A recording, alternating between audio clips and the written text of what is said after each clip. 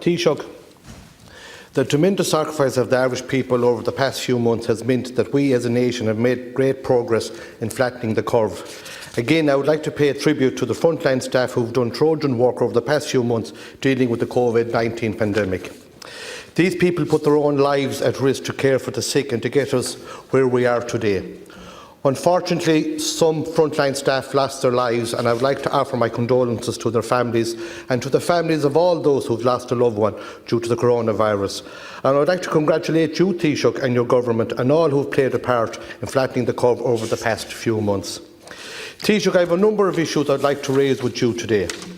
Firstly, parents of children with severe and profound disabilities still have no certainty regarding a return to education for their children.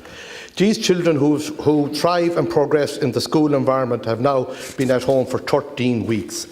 Distance learning is not an option, and unfortunately many of these children have regressed in terms of their education and behaviour since the lockdown began. Life has been extremely difficult for the parents that time, and they have advocated for the July provision to take place in a school-based setting. I know that the July education programme was debated with the Minister for Education, Joe McHugh, in the Chamber yesterday, and he stated that the issue will be discussed at the Cabinet meeting Friday and that he would give an update following that meeting. I am aware of schools in Galway that are ready to open for the scheme, but they have not received any communication from the Department of Education. Special needs schools are very different to mainstream schools. They operate in small numbers and staff already practice infection control protocols, and they are also responsible for care and hygiene for the children. So in many ways they are amongst the best placed schools ready to reopen. Parents of these children need a firm commitment on a date that schools will reopen, and I ask Taoiseach that a firm commitment will be given after Friday's Cabinet meeting. Taoiseach, businesses have just started to reopen and will need support for the weeks and months ahead. These businesses need short-term and direct financial support and also long-term access to low-cost capital. When businesses closed their doors, many, especially those in tourism and the hospitality sector, lost their cash flow immediately. These were viable businesses which were trading successfully, and it is absolutely critical that we get businesses back up and running again. The SME sector employs almost 1 million people in Ireland. The hospitality sector employs over 260,000 people, with 27,000 in Galway alone. Tourism will be the last industry to recover, putting thousands of jobs at risk. Taoiseach, it is reported in today's Irish Independent that foreign visitors to Ireland will be down by 10 million this year. If each of these tourists spent an average of €1,000, this is a loss of 10 billion to the Irish economy, particularly the hospitality sector. In Galway alone, we're down over 200 million in lost revenue with the cancellation of the Galway races, the Arts Festival, and the cancellation of all events relating to the European Capital of Culture 2020. And Taoiseach, I would like to compliment Galway 2020 CEO Patricia Philbin and all our staff for the excellent work that they had done in preparing for Galway 2020, which unfortunately had to be cancelled. Taoiseach, I believe the following measures should be considered to kickstart the SME and especially the hospitality sector. I would ask for the suspension of all rates for a 12-month period, not a deferral, a zero VAT rate to overcome challenges in the short term and to help businesses get up and running more quickly, and a return to the 9% VAT rate for the hospitality sector up to the end of the 2022 season. Taoiseach, NAMA was established in 2009 to bail out the banks and ultimately to save the Irish economy. I believe something similar needs to be done now to keep businesses viable until a vaccine becomes widely available and businesses can operate with normal capacity and tourists can travel freely.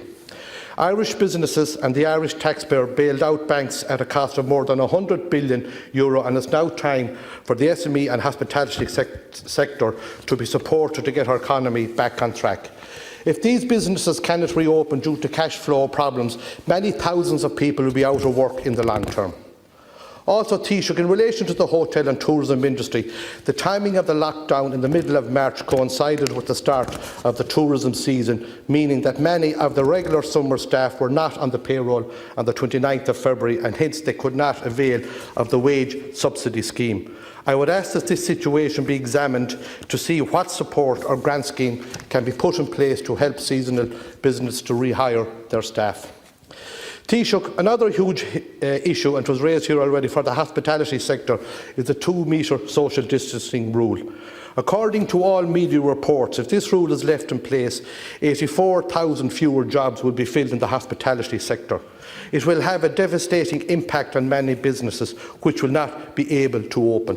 Taoiseach, earlier this week I met with a number of local hoteliers from across Galway City and County who employ thousands of people.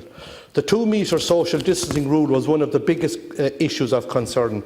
These businesses are now actively preparing for reopening, and if the 2-metre rule is going to change, a decision needs to be made quickly before money is spent renovating and preparing for 2 metres social distancing.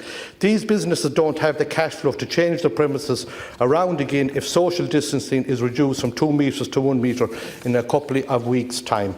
I know, Taoiseach, that you take your advice from the medical experts, but I would ask that you please consider reducing the social distancing rule from 2 metres to 1 metre, which is in line with the World Health Organisation guidelines and similar to what has been implemented in other European countries. In summary, Taoiseach, my questions to you are the following.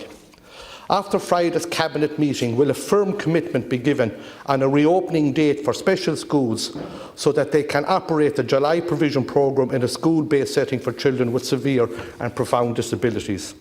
In relation to businesses, can commercial rates and VAT rates be suspended with a view to kick-starting our economy and getting businesses up and running again? Can a scheme similar to the wage subsidy scheme be introduced for seasonal workers in the hospitality sector to help retain their employment? And finally, Taoiseach, can the 2 metre social distancing rule be reduced to 1 metre in line with the World Health Organisation guidelines? Deputy Taoiseach. Thanks, Deputy. I answered questions earlier on the 2 metre rule, so I might answer other questions now. In terms of the summer programme, the plan, at least, or the plan as of now, is that Ministers Harris and McHugh will bring their proposals to Cabinet tomorrow. All things going to plan, we'll sign off on that tomorrow, and they'll make the announcement, and hopefully that will answer any questions or allay any concerns that people have. And I absolutely understand the stress that parents with children who have special needs are under at the moment. Spoke to some of them very much at the end of their tether, and we've been working really hard for the last couple of weeks to put something in place so that they do get the education and stimulation that they need over the summer period, both home-based and school-based. So that's what we're working towards. On Galway 2020, really want to share Deputy Grealish's words about that. I don't think anybody could have endured so much bad luck as Galway 2020 has. It was going to be great. I was really excited about it. The government was very happy to support it financially. Couldn't do the launch because of a storm, and then along comes a pandemic and couldn't do it at all. And I just hope there's some way that, I don't know if it can be done, but perhaps there's some way that we can do it next year or the year after or something like that, and make it even better than it would have been in 2020, because it's such a shame that the city lost out on that and the country lost out on that. On business, just to say, there is a 3-month rates waiver in place. It's not a deferral, it's a waiver for 3 months. There's a reopening grant of up to €10,000 available to business. There is the wage subsidy scheme, which has now been extended to August, which will pay a big part of the wage bill for businesses reopening. There is access as well to low-cost loans. On seasonal workers, we did consider that. It's not something we believe we can do. It's one thing to put in place a wage subsidy for somebody who was on the payroll. It's quite a different thing to put in place a wage subsidy for somebody who thinks that they might have been on the payroll, and it's very hard really to assess that. In terms of the supports that have been put in place for business, by no means is everything that's been announced the end of it. We appreciate that more will need to be done to help businesses reopen and survive in the coming months, and we are examining other measures and are happy to hear people's suggestions in that regard. One thing we can't do, though, is a 0% VAT rate. There is an EU VAT directive, and unless that changes, you can't introduce any new zero-rated VAT goods or services. Rates can be reduced, but not to zero in those cases. You can only have a certain number of rates. But I think more so than a lower VAT rate, what businesses really need is demand. They need footfall, they need people spending. And I do think we'll need a domestic tourism campaign to encourage people to take a break or holiday at home over the summer period if they can afford to do so.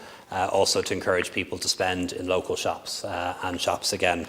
Because while a lot of people have seen their incomes very badly hit by the pandemic, there's a whole other group of people who didn't lose their jobs, who actually have been accumulating savings over the past couple of weeks and couple of months.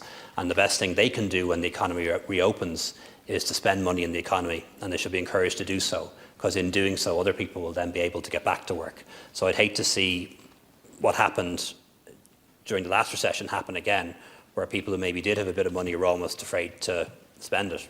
We need the reverse of that. We need to encourage people who can to spend money in the economy, so that other people who don't have money can get back to work and do the same.